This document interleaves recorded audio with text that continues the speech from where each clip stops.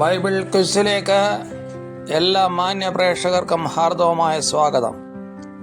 എഫെസ്യ ലേഖനം ആസ്പദമാക്കി 12 ചോദ്യങ്ങളും അവയുടെ ഉത്തരങ്ങളും.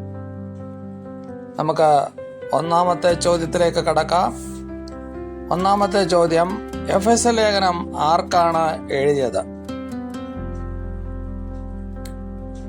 ഉത്തരം വിശുദ്ധന്മാർക്കും ക്രിസ്തുവിലുള്ള വിശ്വാസികൾക്കും. രണ്ടാമത്തെ ചോദ്യം, എഫെസ്യ ലേഖനം 2:8 എന്താണ്?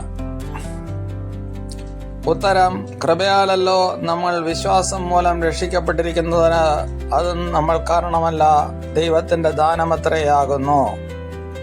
മൂന്നാമത്തെ ചോദ്യം, നമുക്ക് വേണ്ടി വ്യാപരിക്കുന്ന അത്യന്ത ശക്തി എന്താണ്?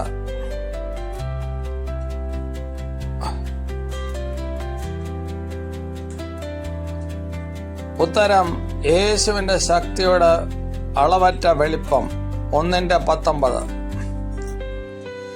നാലാമത്തെ ചോദ്യം, നമ്മുടെ ദൈവത്തിന്റെ സന്നിധിയിൽ നമ്മൾ എങ്ങനെ നിൽക്കണം?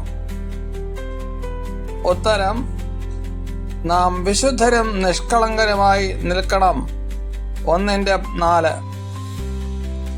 അടുത്ത ചോദ്യം, നമ്മെ എപ്പോഴാണ് തിരഞ്ഞെടുത്തത്?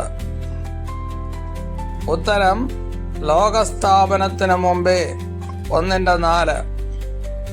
അടുത്ത ചോദ്യം, എഫെസ്യ ലേഖനം 3:20 കാണാതെ പറയുക. നാം ചോദിക്കുന്നതിലും നനയ്ക്കുന്നതിലും അത്യന്തം പരമായി നമ്മളിൽ വ്യാപരിക്കുന്ന ശക്തിയാൽ കഴിയുന്നവന് സഭയിലും ക്രിസ്തുവേശുവിലും. അടുത്ത ചോദ്യം, പൗലോസ് എന്ത് നിമിത്തമാണ് ബന്ധനസ്ഥനായിരിക്കുന്നത്? ഉത്തരം കർത്തൃസേവ നിമിത്തം. അടുത്ത ചോദ്യം, നമുക്ക് എന്ത് നിമിത്തമാണ് കൃപ ലഭിച്ചിരിക്കുന്നത്? ഉത്തരം ക്രിസ്തുയേശുവിന്റെ ദാനത്തിനൊത്തവണ്ണം.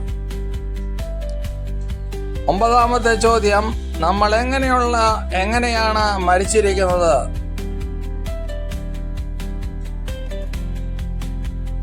ഒമ്പതിന്റെ ഉത്തരം അതിക്രമങ്ങളാലും പാപങ്ങളാലും മരിച്ചവരായിരുന്ന നമ്മളെ.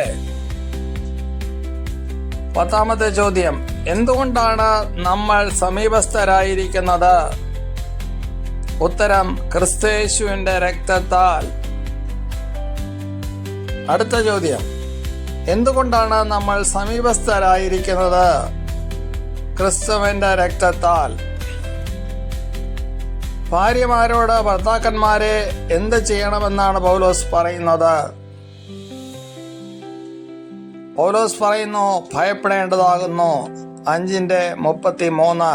12ാമത്തെ ചോദ്യം, അവസാനത്തെ ചോദ്യം, അമ്മയപ്പന്മാരെ എങ്ങനെ അനുസരിക്കണമെന്നാണ് പൗലോസ് പറയുന്നത്?